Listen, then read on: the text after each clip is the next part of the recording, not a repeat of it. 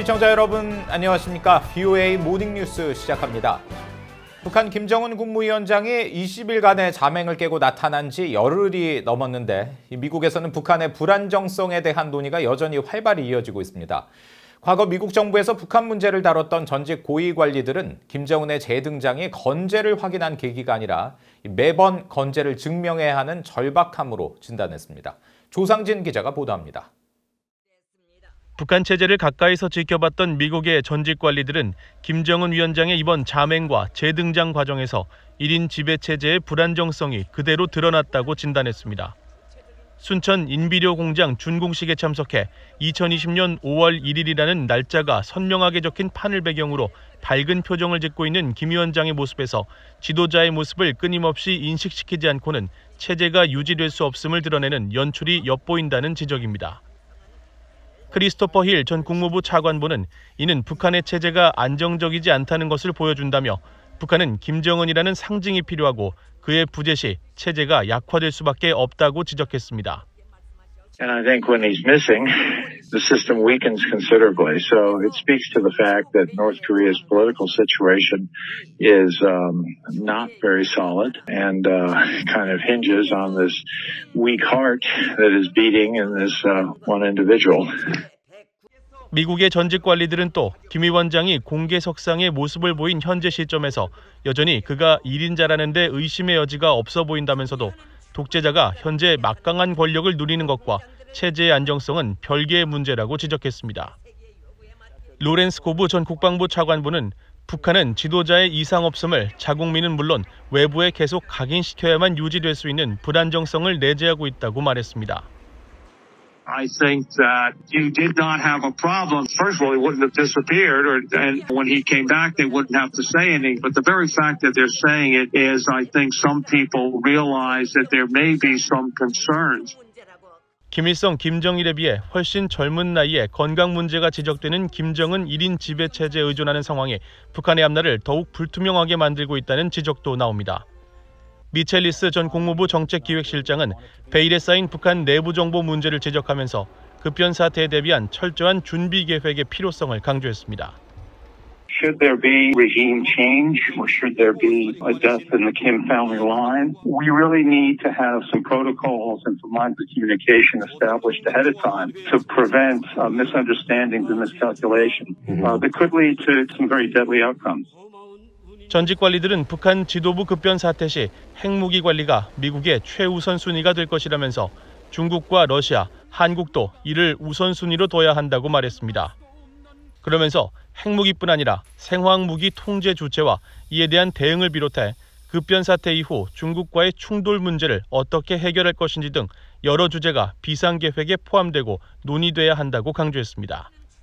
VOA 뉴스 조상진입니다. 북한의 선박들이 심각한 결함 등으로 인해 운항이 중단되는 정선 조치 비율이 세계에서 8번째로 높은 것으로 나타났습니다. 그만큼 관리 수준이 떨어진다는 건데 이런 상황에서도 지난해 북한이 운항한 선박들 가운데는 대북제재 위반이 의심되는 냉동선이 다수 포함된 사실이 확인됐습니다. 함지아 기자가 보도합니다. 선박들에 대한 안전검사를 실시하는 아태지역 항만국 통제위원회는 지난 8일 발표한 연례 보고서에서 지난해 북한 선박 51척을 검사한 결과 411건의 결함이 발견됐다고 밝혔습니다. 이는 선박 한 척당 평균 8건의 결함인데 평균 3건에 그친 한국과 일본 등 주변국 선박들에 비해 결함률이 매우 높습니다. 특히 검사를 받은 북한 선박 중 6척은 심각한 결함이 발견돼 운항이 중단되는 정선 조치를 받았습니다. 보고서는 운항 중단 조치를 받은 북한 선박의 비율이 11.76%에 달해 세계에서 8번째로 높다고 밝혔습니다. 한국과 중국, 일본 등의 정선 비율과는 10배 가까운 차이를 보인 겁니다. 북한 선박들은 또 지난해에 이어 올해도 탄자니아와 토고 등 10개 나라와 함께 안전 문제가 자주 지적되는 블랙리스트 국가 목록에 올랐다고 보고서는 밝혔습니다. 블랙리스트에 오른 북한 선박이 많고 정선 비율이 높거나 검사 대상 선박 결함률이 100%를 기록한 건 노후 선박이 많기 때문입니다. 실제로 지난해 검사를 받은 북한 선박 가운데는 건조된 지 46년이 지난 것도 있었습니다. 이런 가운데 검사를 받은 북한 선박들 중에 제재 위반이 의심되는 정황이 발견됐습니다. 통상 어류 등의 운반 목적으로 운영되는 냉동선 10척이 지난해 해외 항구에서 검사를 받은 사실이 드러난 겁니다. 유엔 안보리는 북한의 핵과 미사일 시험 등으로 지난 2017년 채택한 대북 결의를 통해 북한의 수산물 판매를 전면 금지시켰는데 안전검사를 받은 북한의 냉동선 태화봉호와 은파 1호, 동명산호, 성진 3호 등은 모두 러시아 블라디보스토크 항구에서 안전검사 대상에 올랐습니다.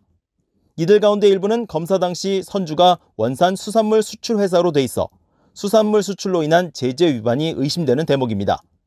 한편 BOA가 항만국 통제위원회의 자료를 분석한 결과 북한 선박들은 올해도 안전 문제에서 큰 개선을 이루지 못한 사실이 확인됐습니다.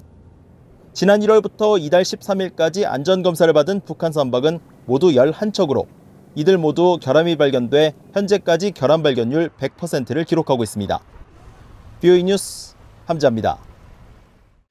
미국 정부 부처들이 합동으로 북한과 이란, 시리아 등에 대한 제재 회피 대응을 위한 국제 해상주의보를 발령했습니다. 미국 국무부는 14일 국무부와 재무부 해외자산통제국, 해안경비대 명의로 제재 회피를 위해 활용되는 기만적인 선적 관행들을 알리기 위한 국제적 주의보를 해상산업과 에너지, 금속부문 관계자들을 대상으로 발령했다고 밝혔습니다. 국무부는 그러면서 이번 주의보는 이란과 북한, 시리아에 초점을 두고 있는 것이라고 명시하고 기만적인 해상 운송 관행들은 이들 산업에 관여된 개인과 기관들에 대해 상당한 제재 위험을 초래할 수 있다고 경고했습니다. 미국 재무부는 기존 대북 제재에 민간 분야가 포함된다는 사실을 알리기 위해 미국 금융기관이 소유하고 있거나 통제하고 있는 개인과의 거래를 금지한다는 문장을 추가했다고 밝혔습니다. 미 재무부는 13일 이 같은 내용을 밝히고 현재 해외 자산통제실에 의해 특별 제재 대상으로 지정된 490건의 개인과 기관 등 전체 대북 제재 목록에 해당 문구가 모두 추가됐다고 밝혔습니다. 이와 관련해 재무부 대변인실 관계자는 BOA에 2020 회계연도 국방수권법 통과로 대북 제재법이 개정된 데 따른 후속 조치로 대북 제재 대상과의 거래가 금지돼 있다는 것을 민간 분야에 더 확실히 알리기 위한 것이라고 설명했습니다. 지난해 말 통과된 국방수권법에 포함된 대북 제재 강화 법안은 북한과 관련된 외국인에 대한 제3자 제재인 세컨더리 보이콧을 강화하는 내용이 담겼으며 지난 4월 개정된 대북 제재법 규정도 북한과 거래하는 금융기관에 대한 제재를 강화하는 내용이 포함돼 있습니다. 북한은 중국과 러시아와 함께 미국의 주요 사이버 위협국이며 정권 유지와 제재 회피를 위해 인터넷을 활용하고 있다고 미국 의회가 밝혔습니다. 미 의회 산하 사이버 공간 솔라리움 위원회는 13일 상원 국토안보위원회 청문회 서면 답변을 통해 이같이 밝히고 북한이 중국, 러시아, 이란과 함께 사이버 공간을 이용해 미국과 동맹국의 이익을 공격하고 있다고 지적했습니다. 특히 북한은 제재 회피와 부패한 정권 유지를 위해 세계적 연결망을 이용하고 있다는 내용이 명시됐으며 이에 대해 사이버 공간 솔라리움 위원회 공동위원장인 앵거스 킹 상원의원은 북한 같은 약소국도 사이버 공간에서는 강대국 수준의 위력을 보인다고 지적했습니다. 미 의회는 이날 북한 등 적성국의 사이버 위협에 효과적으로 대응하기 위해 범정부 차원의 사이버 안보 전략을 총괄하는 국가 사이버 국장직을 신설하는 방안을 적극 추진하고 있다고 밝혔습니다. 북한이 지난해 핵 개발에 약 6억 2천만 달러를 사용한 것으로 보인다고 국제 반핵 운동단체가 보고서를 통해 추정했습니다.